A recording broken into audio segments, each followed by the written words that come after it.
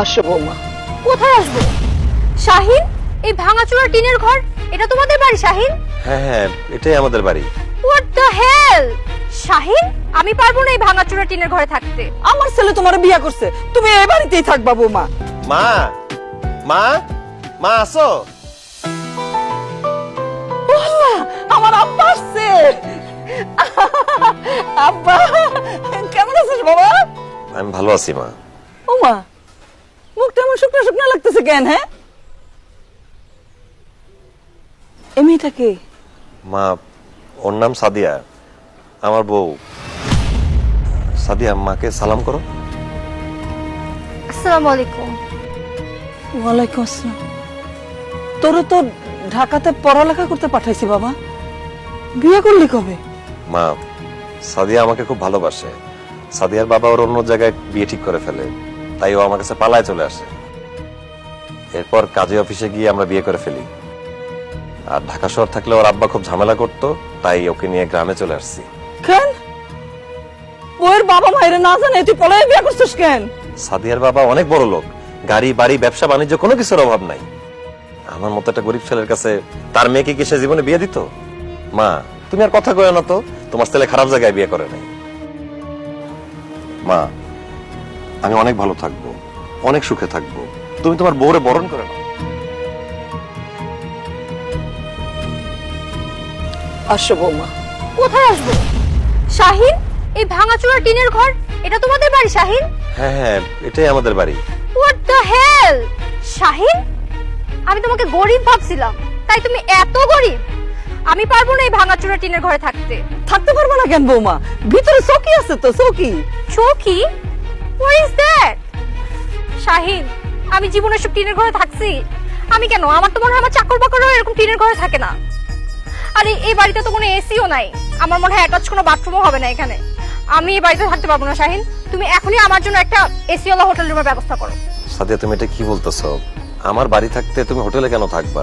কিছুদিন একটু কষ্ট করে ম্যানেজ করো, আস্তে আস্তে অভ্যাস হয়ে যাবে। আমি পারবো না ম্যানেজ করতে, আমি এখানে থাকবো না। এটা তো শাহিনের বাড়ি, মানে তোমার স্বামীর বাড়ি। তোমার স্বামীর বাড়িতে তুমি থাকতে না পারলে তাহলে তার বিয়ে করছো কেন? ভালোবাসছিলাম সেই জন্য বিয়ে করছি, কিন্তু ওর ব্যাপারে ভালো করে খোঁজ খবর না নিয়ে বিয়ে করাটা আমার সবচেয়ে বড় বোকামি।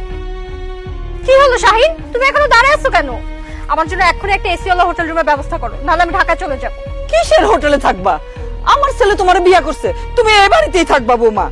সাদিয়া, দেখো, ওই ফর্ম ফিল আপ করার জন্য মা যে টাকাটা পাঠাইছিল সেটা দিয়ে আমরা দুইজন বিয়ে করছি। এখন তোমাকে হোটেলে রাখার মতো কোনো টাকা পয়সা তো আমার কাছে নেই, একটু কষ্ট করে ম্যানেজ করো না। ইম্পসিবল, আমি পারবোই না এই ভাগাচোরা বাড়িতে থাকতে। আমি ঢাকায় গেলাম, তুমি থাকো তোমার এই হন্টেড হাউসে। সাদিয়া, সাদিয়া,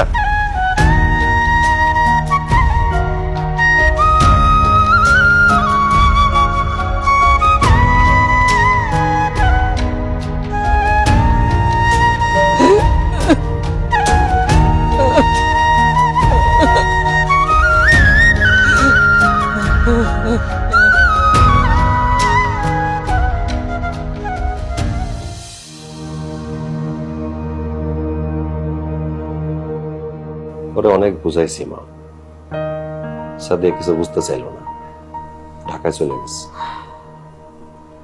বড় লোকের মাইয়া এই টিনের ঘরে থাকতে পারবো কি পারবো না এটা যাই নাই বিয়ে করা দরকার ছিল। বিয়ের আগে কি ভাবনা এত কিছু আসে? কও বাবারে, গরিবের সন্তান তুই, বড় লোকের মাইয়া বিয়ে করার আগে অনেক চিন্তা ভাবনা করা দরকার ছিল। বৌমা এখন কত দূর গেছে, খোঁজ খবর নিছস? জানি না মা, অনেকবার কল দিছিলাম, ধরো নাই। কি কস? ফোন ধরে নাই মানে? পথে ঘাটে আবার কোনো বিপদ আপদ হয় নাই তো? আরেকবার ফোন করে দেখ। আচ্ছা, দেখতেছি।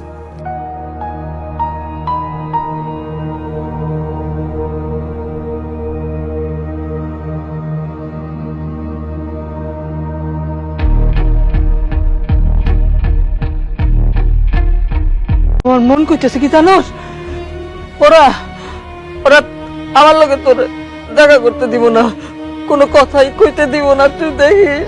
মা, এগুলো তোমার ভুল ধারণা। তোমার লগে আমরা দেখা করতে কেউ বাধা দিব না। এখন তুমি আমার বাধা দিও না তো, আমার যাওয়ার অনুমতি দাও মা। যাইস না বাপ, আমি তোর কোনো অনুমতি দিতে পারুম না।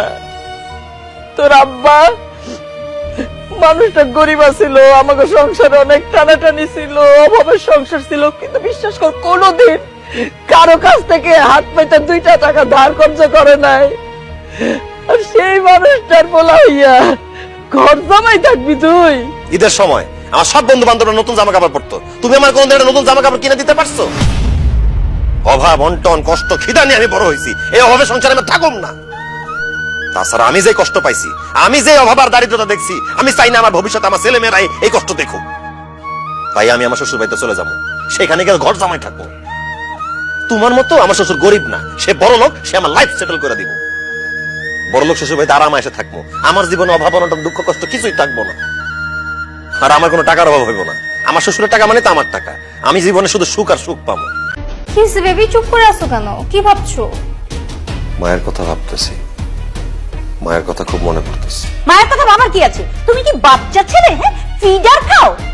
বড় হয়েছে, বড়দের মতো কথাবার্তা বলবে। এই সমস্ত বাবা মা ভাই বোন শিকড় বাকড় ধরে রাখলে না, জীবনে কখনো সফলতা আসবে না। জীবনে বড় হতে হলে মায়া ত্যাগ করতে হবে। আর মায়া এমন একটা খারাপ জিনিস, সবাইকে আঁকড়ে ধরে রাখে, কখনো মানুষকে বড় হতে দেয় না। তোমাকে আমি লাস্ট ওয়ার্নিং দিচ্ছি, জীবনে বড় হতে হলে এই সমস্ত ইমোশনাল কথাবার্তা বাদ দিতে হবে, বুঝতে পেরেছো? জি আচ্ছা।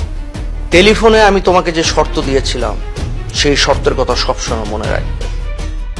ওয়াদা বরখেলাপ করার লোক আমি একদম পছন্দ করি না। আমার মেয়ে যখন যা কিছু করতে চাইবে, কোনো কিছুতে তুমি তাকে বাধা দিতে পারবে না। আমার মেয়েকে আমি অনেক আদর যত্ন করে বড় করেছি, আর কোনোদিন আমার মেয়ে তোমার নামে যেন কোনো কমপ্লেন না করে। তোমার নামে যেদিন কমপ্লেন করবে, সেদিন তোমার অবস্থা আমি এমন করব যে তুমি তোমার বাবা মায়ের নাম ভুলে যাবে। পাপা, তুমি আবার ওকে ভয় দেখাচ্ছ।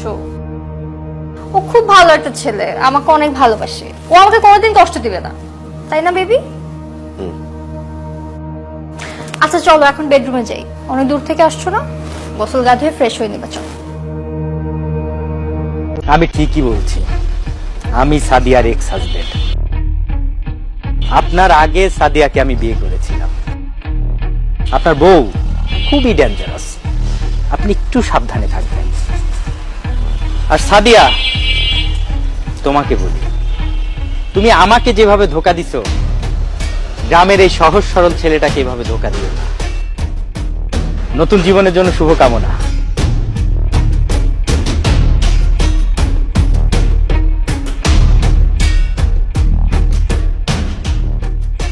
আপনারা দেখলে না, আমার বুকটা ফাইটা কান্দন আসে।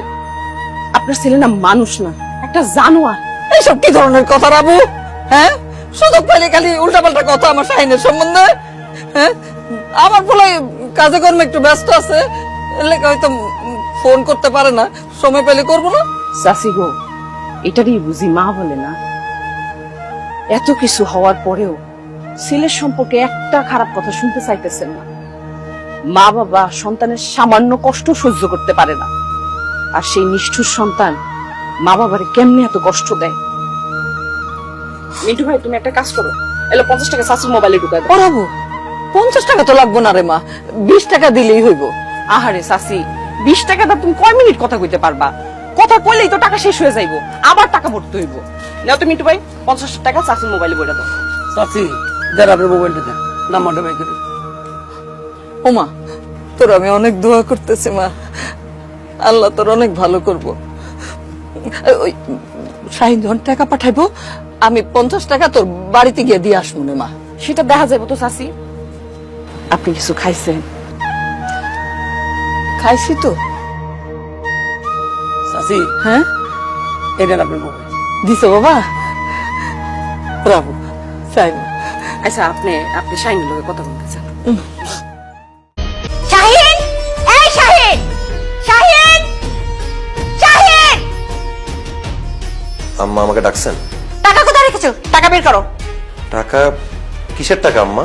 আমার আলমারি থেকে যে 1 লাখ টাকা চুরি করেছো, সেই টাকা। এসব আপনি কি বলতেছেন আম্মা? আমি টাকা কেন চুরি করতে যাবো? আমি কোনো টাকা চুরি করি নাই। চুপ! একদম মিথ্যা কথা বলবি না। এই বাড়িতে গরিব ছোট লোক তুই ছাড়া আর কেউ নাই। 1 লাখ টাকা লোভ সামলাতে পারিসনি তাই না? তাই টাকাটা চুরি করে ফেলেছিস। দে টাকাটা ফেরত দে, নাহলে কিন্তু খুব খারাপ হয়ে যাবে। সাদিয়া তুমি বলো আমি কি টাকাটা চুরি করতে পারি? হ্যাঁ পারো। তোমার মা গ্রামে অসুস্থ, তুমি তার চিকিৎসার জন্য আমার কাছে টাকা চেয়েছো, আমি দিতে পারিনি বলে আমার মাম্মির আলমারি থেকে টাকা চুরি করেছো তুমি। আমার মান সম্মান কিছু রাখলে না তুমি। ভালো ভালো আমার মাম্মিকে টাকাটা দিয়ে দাও।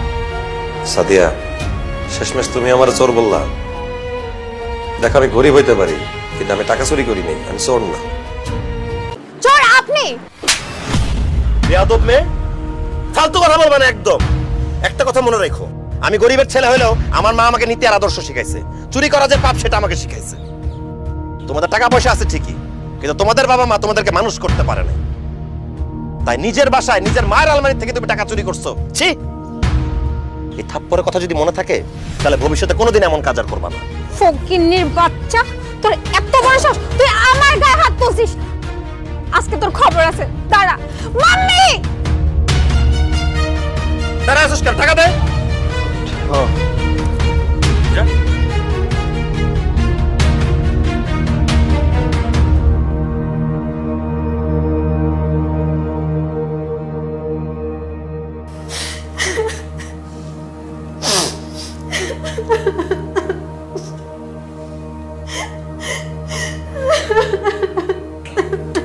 আরে কি হয়েছে বলবি তো? কখন থেকে কান্না করে যাচ্ছিস? কেন কাঁদতেছিস বল? আপু, ওই ছোট লোক ফকিনের বাচ্চা আমার গায়ে হাত তুলছে, আমাকে মারছে। হোয়াট? তোর এত বড় সাহস, তুই আমার মেয়ের গায়ে হাত তুলেছিস? এই ফকিন্নির বাচ্চা, আমার মেয়ের গায়ে হাত তুলেছিস কেন বল? তুমি চুপ করে দাঁড়িয়ে আছো কেন? তোমার বন্দুকটা নিয়ে আসো, ওকে গুলি করে মেরে ফেলো। মাম্মি ওয়েট, ও আমার বোনের গায়ে হাত তুলছে তো আমি দেখতেছি। এই কথা বলছ না কেন? তুই আমার বোনের গায়ে হাত তুলছিস কোন সাহসে বল? কারণ তোমার বোন একটা চোর, সে চুরি করছে, সে কারণে তাকে শাস্তি দিছি। কি? আমার বোন চুরি করছে? হ্যাঁ হ্যাঁ, তোমার বোন চুরি করছে। মনে নাই মার আলমারি থেকে টাকা চুরি হওয়ার পরে তোমরা সবাই মিলে আমাকে দোষ দিছিলা? আম্মা, আমি আপনার টাকাটা চুরি করিনি। আপনার টাকাটা চুরি করছে আপনার ছোট মেয়ে। আলমারি থেকে টাকা চুরি করে সে তার বয়ফ্রেন্ডকে দিতেছিল মোবাইল কেনার জন্য। অসম্ভব, আমি বিশ্বাস করি না। আমার মেয়ে টাকা চুরি করতে পারে না। ও, আপনি বিশ্বাস করতেছেন না? এই যে আপনার টাকা, এটাই তো আপনার আলমারি থেকে চুরি হয়েছিল, তাই না? তাই তো, এটা তো আমারই টাকা। এই টাকাই আপনার মেয়ে চুরি করে তার বয়ফ্রেন্ডকে দিতেছিল। আমি ছাদে গিয়ে তাকে হাতে নাতে ধরছি। আপনার আমাকে যা খুশি তাই বলে অপমান করছেন, আমাকে চোর বলছেন, কিন্তু আসলে টাকা তো আমি চুরি করি নাই। আপনার মেয়ে টাকা চুরি করছে, সে আসল দোষী। সেজন্য আমি তাকে শাস্তি দিছি। এখন বলেন, আমি কি ভুল করে ফেলছি? আমি কি কোনো অন্যায় করে ফেলছি? অবশ্যই তুই অন্যায় করেছিস। আমার মেয়ে আমার বাড়ি থেকে টাকা চুরি করেছে, তাকে যদি শাস্তি দেওয়ার হয় আমি দেব। তুই শাস্তি দেওয়ার কে? আব্বা, আপনি এসব কি বলতেছেন? আমি ওর বড় বোনের জামাই, আমি ওর দুলা ভাই। ও টাকা চুরি করে আমাকে ফাঁসাতে চাইছিল। ও সবার কাছে আমার মান সম্মান নষ্ট করছে। আমি ওকে শাসন করব না? আমি ওকে মারবো না? না, তুমি শাস্তি দিতে পারো না। তুমি ওর কিসের দুলাভাই? হ্যাঁ, আমরা তো তোমাকে মেয়ে জামাই হিসেবে মানিই না। আমার মেয়েকে তুমি সরি বলো, আমার মেয়ের কাছে তুমি ক্ষমা চাও। আম্মা, শব্দ সাবধান মেয়ের জন্য আপনি আমাকে সরি বলতে বলতেছেন? এই আপনাদের বিচার? আপনারা না শিক্ষিত, আপনারা না বড় লোক, এই আপনাদের বিবেক? হ্যাঁ, এটাই আমাদের বিচার, এটাই আমাদের বিবেক। তুই আমার বোনের গায়ে হাত তুলবি কেন? সরি বল আমার বোনের কাছে। আমার বোনের কাছে এক্ষুনি ক্ষমা চা, নাহলে তোকে লাথি মেরে বাসা থেকে বের করে দিব। অসম্ভব। আমি কোনো অন্যায় করে নাই যে এই বেয়াদবটাকে আমার সরি বলতে হবে। এটা কোনো বাসা না, এটা আসলে একটা জেলখানা। তোমার মতো বড় লোকের মেয়েকে বিয়ে করে আমি আমার জীবনে সবচেয়ে বড় ভুল করছি। বের করে দাও আমাকে, আমাকে এই বাসা থেকে বের করে দাও। আমি মুক্তি চাই।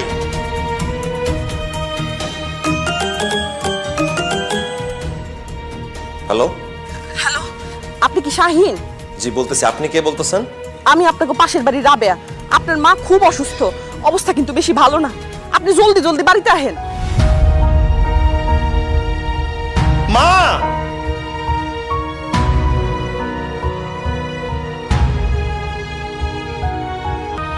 ঢাকা উত্তর সিটি কর্পোরেশন। আমি তোর সাথে